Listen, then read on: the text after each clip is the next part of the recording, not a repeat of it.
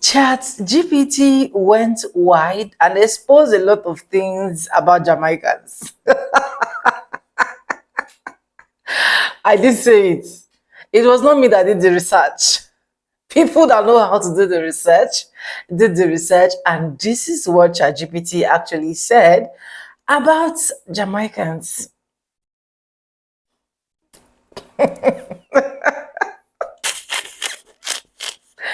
Anyways, hi guys, welcome back to the channel.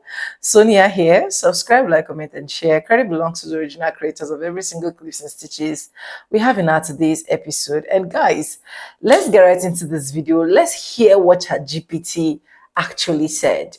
I didn't say it, but when I saw it, I was like, I think my Black Americans need to actually watch this as well. Anyways, let's get right into it. I'll be back with commentaries, right? Yeah. Caribbeans, let's stop pretending you built this house. You just moved in and started rearranging the furniture. You're on TikTok right now trying to tell foundational Black Americans who we are, while the man who put FBA on the digital map, Tariq Nasheed, is trending across every panel, every For You page, and every stitch. And you can't stand it.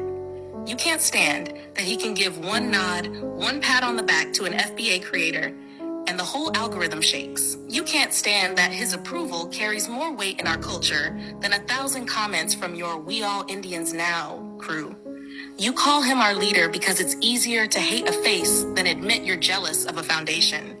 He didn't make us. He reflected us. That's what burns you. Because you realize you can't destiny swap into our dirt. You can't archive hop into our lineage. See, foundational Black Americans are not a trend. We're the recorded descendants of U.S. chattel slavery, freedmen rolls, and the Black Native families that merged right here on this soil. Afro-Indigenous? Same bloodline, same land, still FBA lineage. American Indians with U.S. lineage? Distinct tribal nations, connected through history, treaties, and blood. Caribbeans? Your roots are powerful. Arawak, Taino, Maroon, but they are island roots. They do not grow from Mississippi clay or Virginia red soil. So when you step online calling yourselves American Indian and then attack FBAs for not doing the same, that's not solidarity. That's mimicry. And let's get historical for a second. Paper genocide erased entire families of Black Native Americans by rewriting them as colored or Negro. Their tribal names crossed out on government rolls, their lineage buried under bureaucracy. Then the 1980s hit and new birth certificates started printing without race.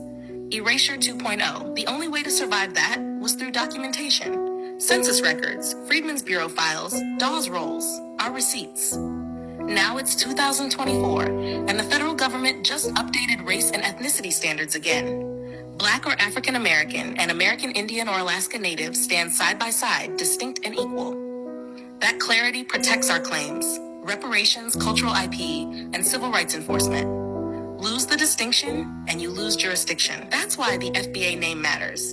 The Black holds the suffering and survival. The foundational holds the land and labor. You can't delete either without starting another round of erasure. So when Caribbean creators hop on panels saying, "We're Indians too," it's not an invitation. It's an infiltration. You want the sovereignty without the struggle, the treaties without the trail, the recognition without the receipts.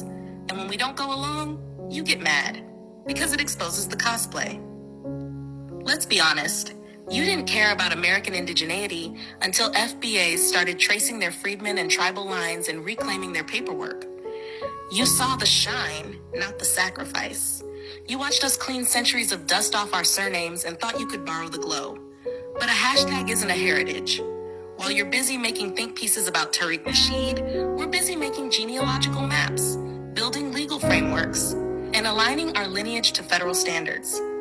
That's the difference. You're performing, we're preserving.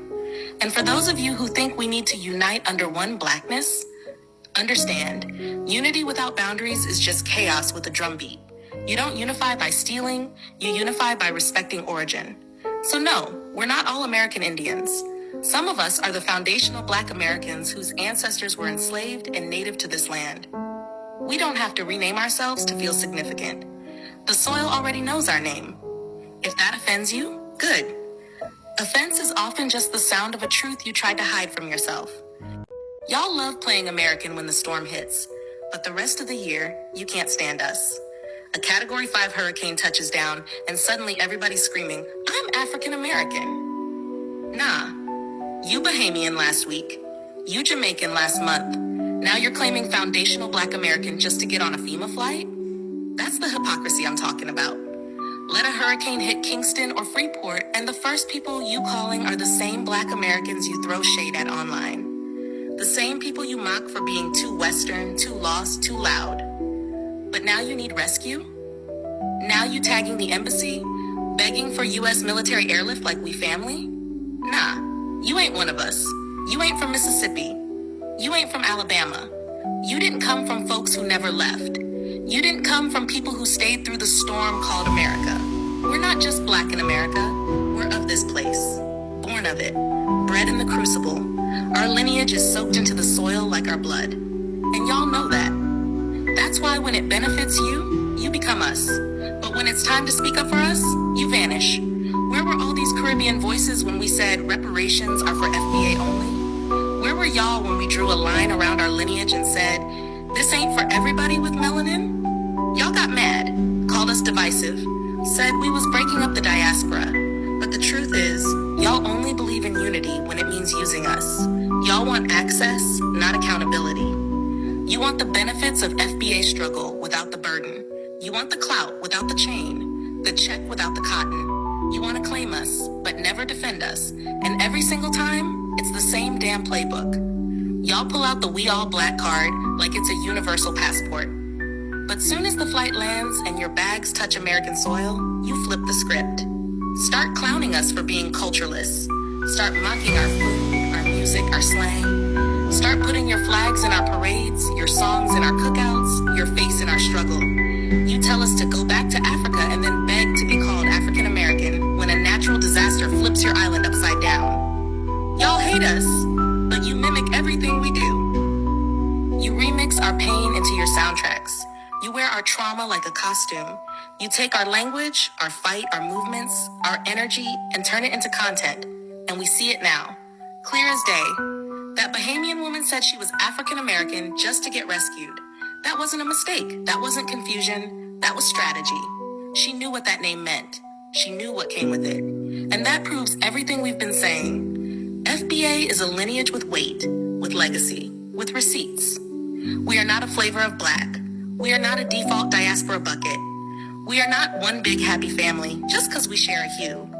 Because when it's time to die in wars, work in factories, survive Jim Crow, march in Selma, rebuild after Katrina, and pay taxes into the very systems that come to save you, that's us. So don't call yourself FBA when the water rises. Don't claim our identity when yours doesn't come with insurance. Don't morph into a foundational Black American when it's convenient. Because being FBA ain't a costume, it ain't a shortcut, it ain't a storm shelter, it's a birthright.